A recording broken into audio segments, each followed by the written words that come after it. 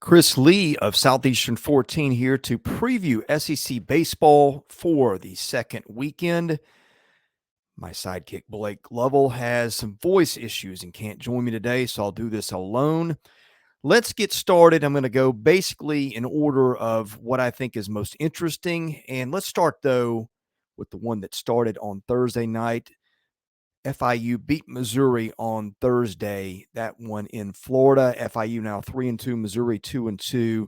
Really interested to see if Missouri can capitalize on what I thought was a really good weekend last weekend in Arlington. I'm a little surprised the Tigers didn't get some votes in the top 25 rankings in the coaches poll, but they didn't. But anyway, very interested to see how Missouri follows up. I thought that was a very good team last weekend when I saw the Tigers play.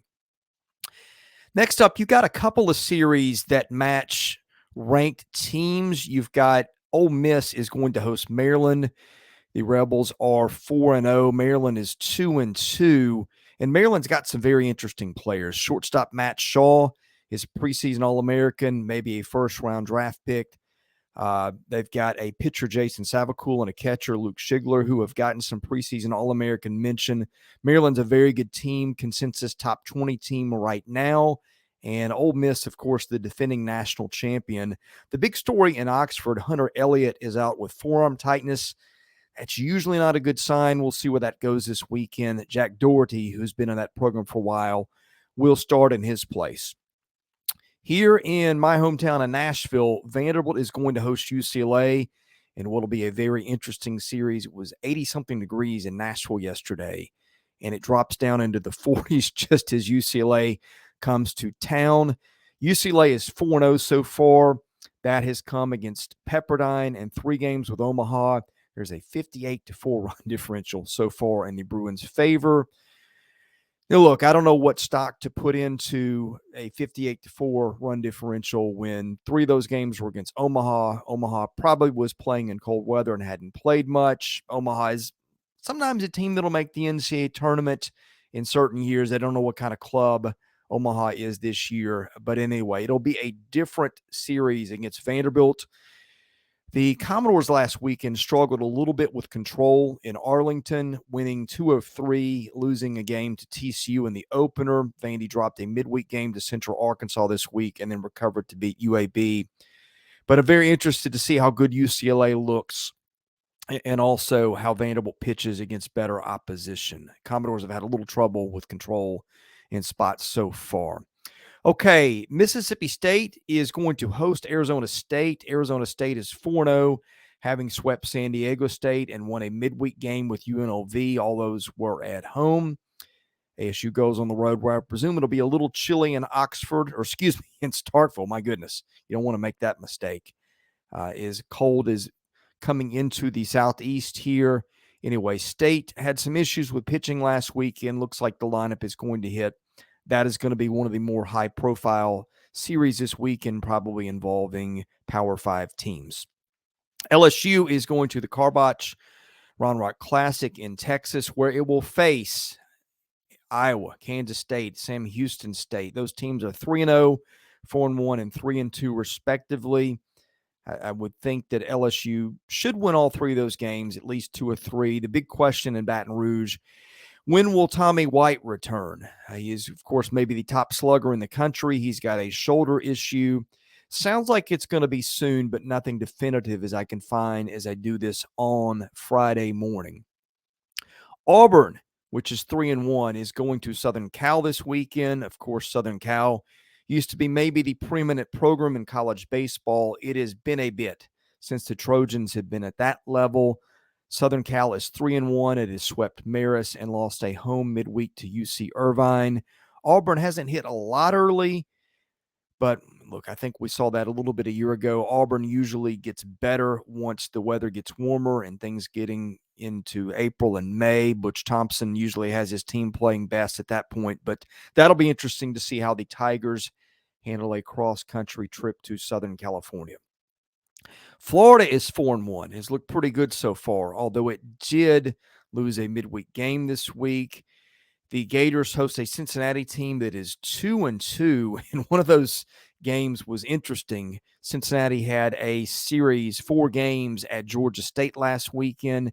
Game 3 ended in a forfeit with Georgia State ahead at 3-2 because of a bench-clearing brawl. Things can get chippy in Gainesville at times. We'll see if that happens with Cincinnati coming to Florida this weekend. Tennessee hosts Dayton this weekend. Dayton is 0-3, having been swept at Western Kentucky. The Vols struggled to hit last weekend in Arizona, but the pitching has been money so far, which was the case last year. And frankly, that's no surprise. Tennessee's got one of the best pitching staffs in the country easily. The Vols are struggling to hit a little bit, although did bust out against Alabama A&M over the weekend when A&M, I guess, ran out of pitching. That game, I think, was called on Wednesday after 7 innings. Big story in Knoxville. Everybody waiting to see what the NCAA does with Maui Ahuna, Tennessee's shortstop. He has not been cleared to play yet. He's a preseason All-American, and no news on that as we do this on Friday morning. South Carolina is unbeaten. It is outscored in 5 games. It's outscored teams 80-6. Now, that's been UMass Lowell last weekend in the series. It was lopsided. Again, I don't know what stock you put into teams from the north and cold weather climates that haven't gotten to practice much outdoors yet. You come south where teams have been able to play a little bit more. It's already a talent mismatch, and then you throw in the practice time. So I don't know what to make of that. I don't make sweeping takeaways out of lopsided margins against bad teams early. However, South Carolina, a team that we knew would pitch coming in, and Carolina has really hit the baseball so far. That was the question coming into the season. And frankly, at times, Carolina didn't hit the ball against bad teams a year ago. I'm very intrigued to see what the Gamecocks do against Penn this weekend. Should be a series they'll win. Penn has yet to play a game, which is the case with a lot of Ivy League programs at this point. Alabama unbeaten. Speaking of good pitching, Alabama has been very good at pitching. It's been very good at everything so far. It is unbeaten. It is a combined 56-9. High Point comes in at 3-1. It swept Bryant and lost a midweek game to Appalachian State. Texas A&M is 3-1. It swept Seattle last weekend, and it lost a midweek game to Lamar on Tuesday. The Aggies host Portland, which took 3 of 4 from Utah Tech. Now, if you're wondering, what is Utah Tech? Utah Tech is the former Dixie State, which changed its name. So that is a team that joined Division I, I don't know, maybe just a couple of years ago. And so the Aggies should, I would think, get a sweep, if not a series win against Portland, although A&M did struggle early in the year a year ago against weaker competition. And, of course, we all know what happened from there as the bats came around and A&M went on to Omaha. Arkansas hosts Eastern Illinois. I thought the Razorbacks looked pretty good in Arlington last weekend. Arkansas came from behind to beat Grambling in the midweek and is now 3-1. Eastern Illinois last weekend swept Florida A&M and Tallahassee, but I don't think will be much of a match for Arkansas. Wright State is one of the more interesting mid-major programs in the country. Most years, it usually challenges itself in the early conference weekends, out of conference, I guess those first 4 weekends. You see Wright State playing a lot of SEC teams. Wright State will go to Kentucky, which is 3-1, and has been interesting. It scored just 15 runs, but it's only allowed 5 in going 3-1 against Elon. That one on the road in Evansville. Wright State is 1-3, all of those games coming out of Hawaii last weekend. Georgia hosts Princeton, another Ivy League team not to play yet. Georgia struggled on the mound some last weekend, but is 2-1 after sweeping Jacksonville State last weekend. Princeton, again, hasn't played yet. In any case, thanks for watching our preview of SEC baseball for the coming weekend. We will wrap these games up Monday morning. We'll have to see what our schedule affords us. We'll have to see how Blake's voice is doing. Hit that subscribe button, hit the like button. Those things help us get noticed. I'm Chris Lee of Southeastern 14. We'll see you again soon with more baseball content and, of course, basketball content coming out of the weekend and football content as it's demanded. Anyway, thanks for watching. We'll see you again soon at Southeastern 14.